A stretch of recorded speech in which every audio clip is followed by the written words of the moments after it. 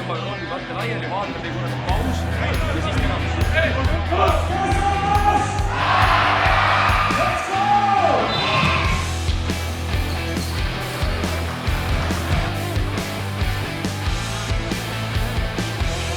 No eks ta üks korralik rollercoaster oli.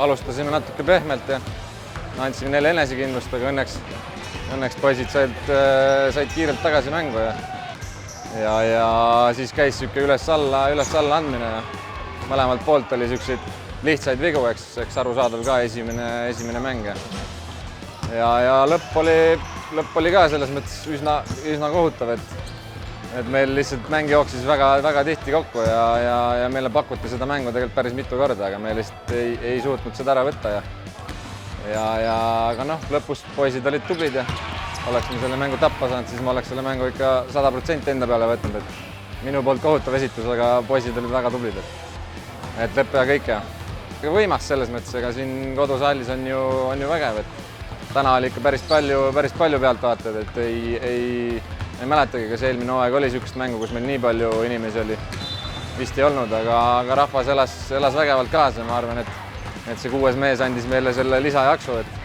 meil ju tegelikult pingi peal väga palju mehi ei olnud ja me ei saanud lubada, et keegi kuskilt kukub välja, aga nii-öelda rahvas andis meile selle jaksu juurde ja nii me selle lõpuks ära võtsime.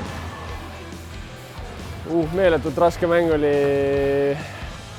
2 lisaaega, ma ei mäleta, millal ei näe tihti Eesti meistriliigaski niisugust asja, et suht keeruline on praegu mängule mingit väga täpset hinnangut anda, sest pea on lihtsalt nii tühi, pigem teeb rõõmu, et see võit tuli. Muidugi natuke nii-öelda hakata veerandaja järel nagu minema, siis tegelikult meil oli kodutöö ära tehtud, aga me eksisime võib-olla liiga paljude asjadega, mille vastu me poleks pidanud eksima, et me teadsime, et vastane teeb neid asju ja täpselt nii tegigi.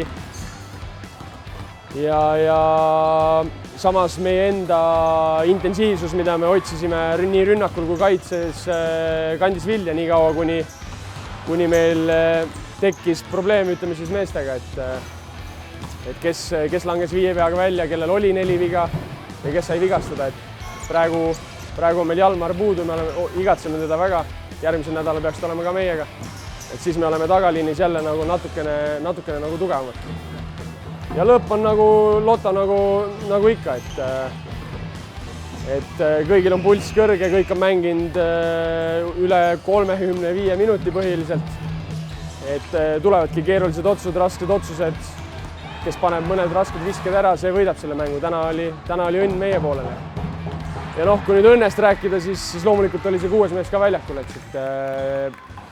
ma arvan, et rae mängul nii võrkpall, korvpall, jalgpall, ma arvan, et niisugust rahvamassi pole olnud, mis täna siin saalis oli, et nagu mu häälest näha on, siis on natuke keeruline meestele neid juhiseid sealt platsi kõrvalt anda, aga ma ütlen teile fännid, et te võite saali juurde tulla, mu hääl läheb tugevamaks, ma suudan teist kõigist üle rääkida. Nii et näeme saalis.